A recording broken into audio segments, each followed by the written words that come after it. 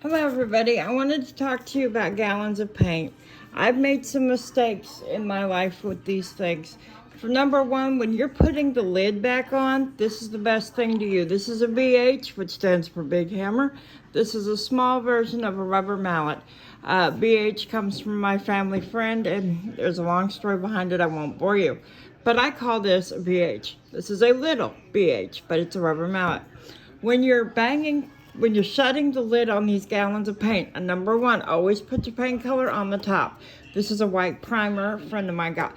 Do not bang it in the center. You're going to dip the center in, it's going to cave in, and you won't be able to close the edges. And always make sure to clean your edges before you put your lid on. You don't want dried paint under this lid. So just take it on the side, a few taps. You don't need a lot, and then you got it closed. You want to make sure it's closed all the way around. The rust is not my fault, but he had this for a while. He's like, I haven't used it. Can I give it to you? I was like, sure, I'll take it. It's a latex house paint, flat paint and primer in one. Thank goodness it's white. I like that because here's my project. Sometimes you can work on a table. Other times you can't. I can't. Meet Fred. You've seen them outside, but this is Fred and Mother Mary. What I did was I had an old tablecloth that I was being given away at my apartment complex. I taped it down using painter's tape. I've told you this before, but don't use black tape, scotch tape, duct tape. That's going to take the finish off your floor. Use painter's tape. Get painter's tape now that I've lectured you. These have both been primered all the way around, and they're going to dry for several days before I do this. Now, something this big and being concrete, you don't want to wet it down with a wash rag to clean it up. Grab a handheld brush or even your broom that you use in your floors in your house. Put it on get your tablecloth down, or shower curtain works, whatever, and tape it down in an area. Now, I live alone, so this isn't going to be bothered. Archer knows to leave it alone, which say hi, baby. Archie, say hi. And my kitchen table, it has 2 drop leaf sides, so I can pretty much move it anywhere.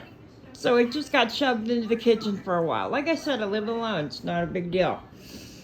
And so Fred and Mary will dry for a couple of days to a week before I paint them. Now, these paint and primers need to be shook up. If you don't have the ability to stir it or shake it up, take it to your local paint store and ask them to put it in their paint shaker. They'll do that for free 9 times out of 10. They'll do that for you for free. Let me get you always want to have old rags around that you can clean your paintbrushes on. And I'll show you. You don't have, this is a primer coat, so you don't have to you have to cover the entire work. But there's going to be parts. See that one where it's kind of faded through? I didn't get the primer as thick there as I would like, because there's no turntable for these two. Fred is 60 pounds. Mary is 80 pounds. But just cover them like that and let them dry for a couple of days. And you will have your primer coat done. Now, I showed you a small piece as I worked on it. We're going to do these together as well. It's going to take a while, so it'll be several videos long to do. But look at, Mary's a good example. They've got a whole bunch of detail on her. They've got her bow, they've got the drapes in the dress and the gown. They've got a lot of detail in both of them. Look at Fred. His tongue's out, his nose is all wrinkled up. You can see his eyebrows, his ears. The primer also serves another purpose. It will protect the concrete a little bit. These are very old. I don't know their exact age. Their previous owner was 95 when he died, and he had had them for, I know, at least 20, 30 years, so they could be older. I'm not sure on the exact age, but in the comments, I want you to give me some color ideas for Mary and for Fred. What would you like to see? We'll do this together. Give me comments and ideas on what colors you would like to see, and we'll work them in. We'll do these together, and we'll pick the colors together. This is the cross I was working on.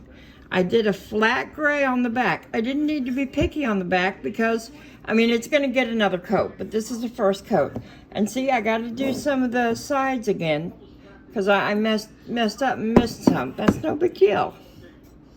And like that, I need to fix that because it got laid over on the table, see, and this here and that got in there. So I can fix that. That's repair work, not a big deal. I'll show you how to do that.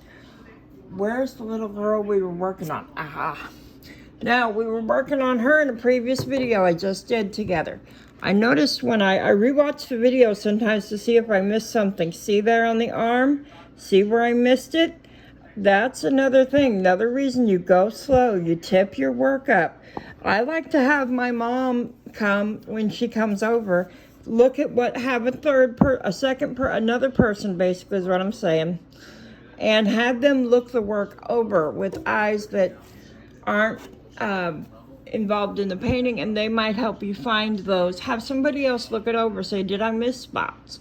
Because you're gonna miss spots. It's going to happen. So that's gonna have to be fixed.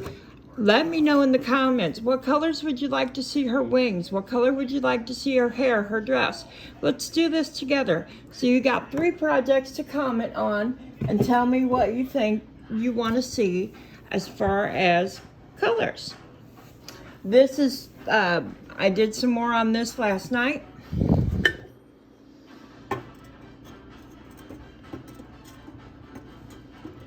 You'll notice I'm doing very little of the metallics is more on the base, and the cherubs the metallics are in their hair, but that's just to make it shine because